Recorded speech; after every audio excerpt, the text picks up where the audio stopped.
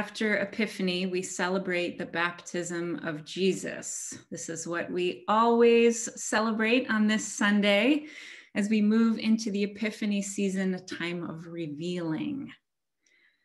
Now, as you all know, of course, we are in year B of the 3-year lectionary cycle. So we enter Mark's gospel. We'll be hearing from Mark for weeks and weeks.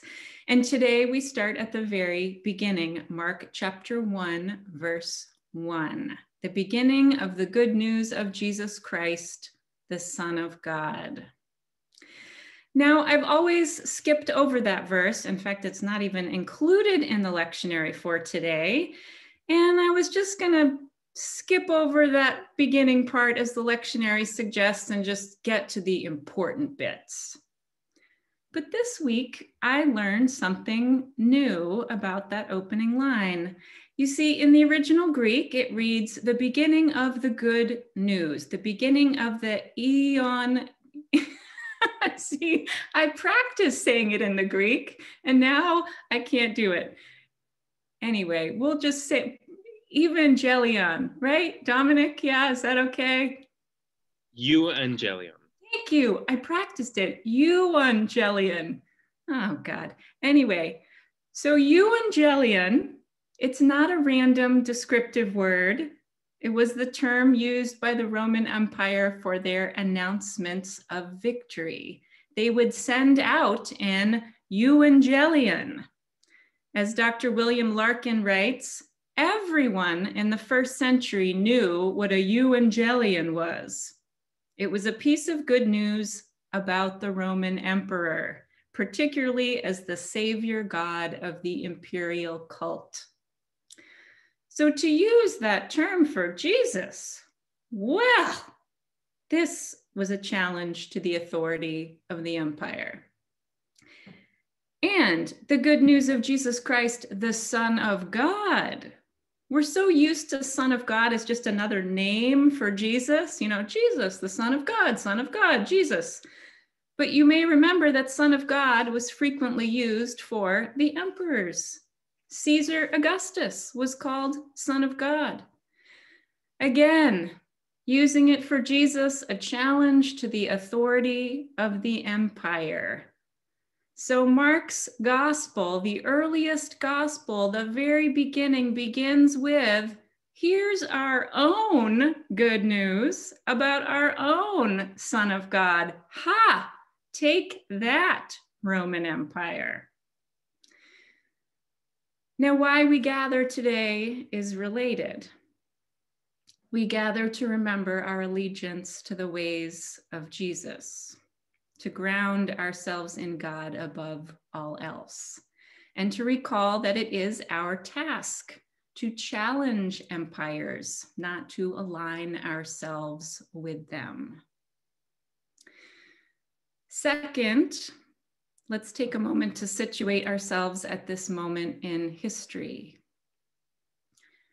It's been 10 months since our lives have been disrupted by the coronavirus. We've seen friends and loved ones become sick and even die. 373,000 Americans have died from COVID, and we're in the middle of another surge with a contagious new variant. Yes, the vaccines are coming.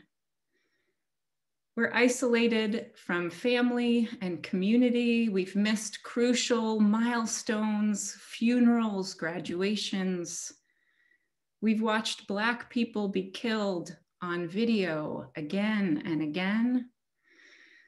And now we've watched the United States Capitol building be broken into by our fellow Americans who carried Confederate flags and guns.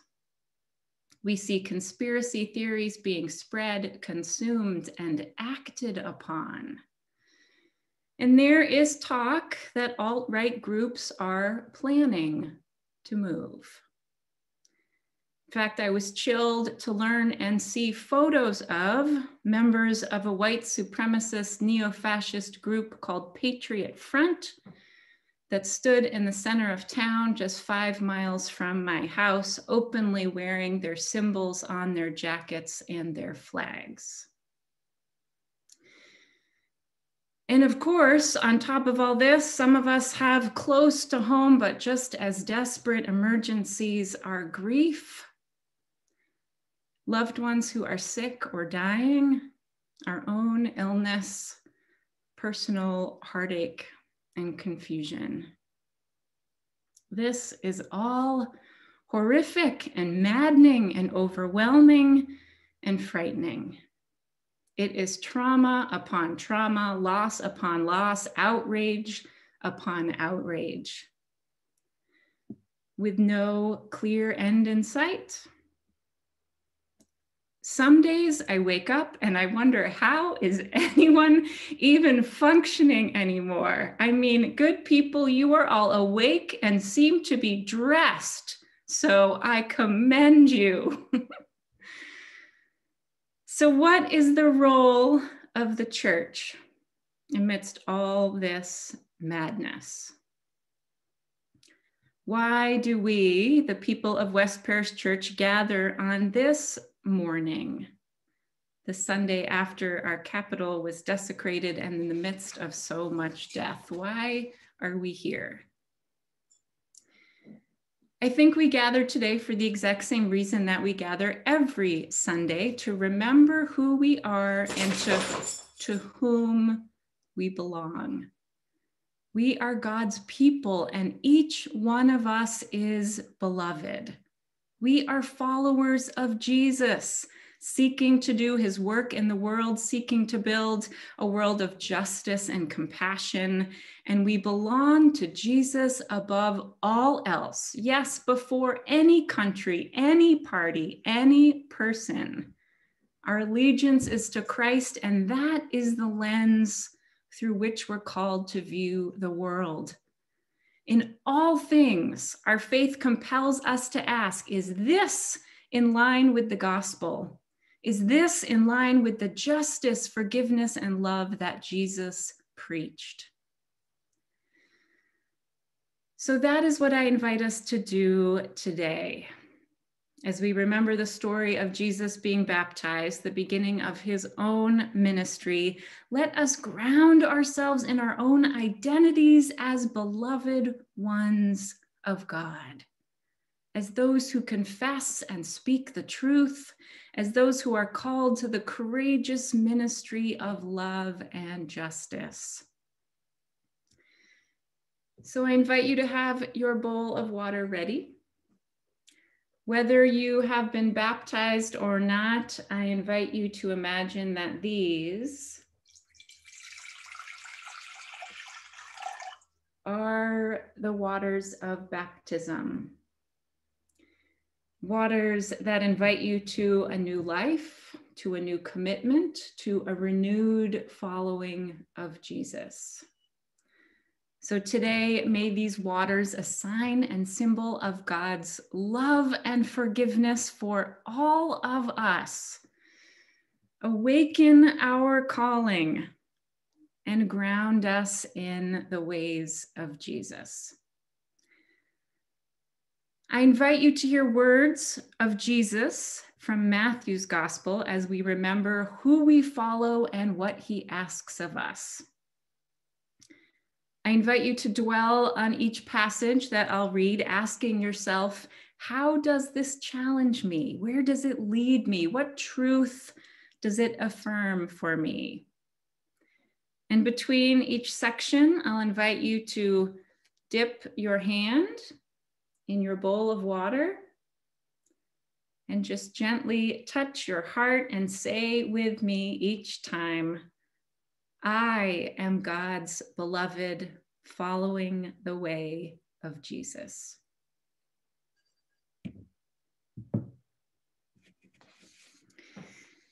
And of course, if saying those particular words don't feel comfortable or authentic for you, simply say your own words or just bless yourself with the water, or simply sit and allow the words of Jesus to sink into your heart. Let us hear these words of Jesus from Matthew's gospel. Blessed are the poor in spirit, for theirs is the kingdom of heaven. Blessed are those who mourn, for they will be comforted. Blessed are the meek, for they will inherit the earth. Blessed are those who hunger and thirst for righteousness, for they will be filled. Blessed are the merciful, for they will receive mercy. Blessed are the peacemakers, for they will be called children of God. I am God's beloved, following the way of Jesus. But I say to you that if you are angry with a brother or sister, you will be liable to judgment. And if you insult a brother or sister, you will be liable to the council. And if you say, you fool, you will be liable to the hell of fire. So when you are offering your gift at the altar, if you remember that your brother or sister has something against you, leave your gift and go. First, be reconciled to your brother or sister, and then come and offer your gift. I am God's beloved, following the way of Jesus. If anyone strikes you on the right cheek, turn the other also. And if anyone wants to sue you and take your coat, give your cloak as well. And if anyone forces you to go 1 mile, go also the 2nd mile. Give to everyone who begs from you, and do not refuse anyone who wants to borrow from you. Love your enemies and pray for those who persecute you. Do not store up for yourselves treasures on earth, but store up for yourselves treasures in heaven. For where your treasure is, there your heart will be also. I am God's beloved, following the way of Jesus. Do not judge, so that you may not be judged. Why do you see the speck in your neighbor's eye, but do not notice the log in your own eye? In everything, do to others as you would have them do to you, for this is the law and the prophets. Do you not see that whatever goes into the mouth enters the stomach and goes out into the sewer? But what comes out of the mouth proceeds from the heart, and this is what defiles. For out of the heart come evil intentions, murder, adultery, fornication, theft, false witness, slander. These are what defile a person. But to eat with unwashed hands does not defile. I am God's beloved, following the way of Jesus. I have compassion for the crowd because they have been with me now for 3 days and have nothing to eat. And I do not want to send them away hungry, for they might faint on the way. Truly, I tell you, unless you change and become like children, you will never enter the kingdom of heaven. Whoever becomes humble like this child is the greatest in the kingdom of heaven. Whoever welcomes one such child in my name welcomes me. If a shepherd has 100 sheep and one of them has gone astray, does he not leave the 99 on the mountains and go in search of the one that went astray? I am God's beloved, following in the way of Jesus. If you wish to be perfect, go sell your possessions and give the money to the poor. Then you will have treasure in heaven. Then come and follow me. You shall love the Lord your God with all your heart and with all your soul and with all your mind. This is the greatest and first commandment. And a second is like it. You shall love your neighbor as yourself. The greatest among you will be your servant. All who exalt themselves will be humbled, and all who humble themselves will be exalted. I am God's beloved, following the way of Jesus. I was hungry and you gave me food. I was thirsty and you gave me something to drink. I was a stranger and you welcomed me. I was naked and you gave me clothing. I was sick and you took care of me. I was in prison and you visited me. Put your sword back into its place, for all who take the sword will perish by the sword. Come to me, all you that are weary and are carrying heavy burdens, and I will give you rest. Take my yoke upon you and learn from me, for I am gentle and humble in heart, and you will find rest for your souls. I am God's beloved, following the way of Jesus. Go therefore and make disciples of all nations, baptizing them in the name of the Father and of the Son and of the Holy Spirit, and teaching them to obey everything I have commanded you. And remember, I am with you always to the end of the age. I am God's beloved, following the way of Jesus.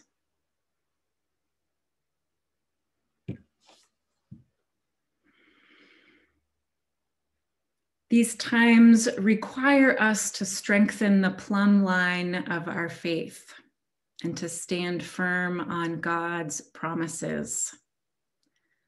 May these words and this water remain a balm for your spirit and a scaffolding for your purpose. We are disciples, good people, and Jesus is with us always to the end of the age.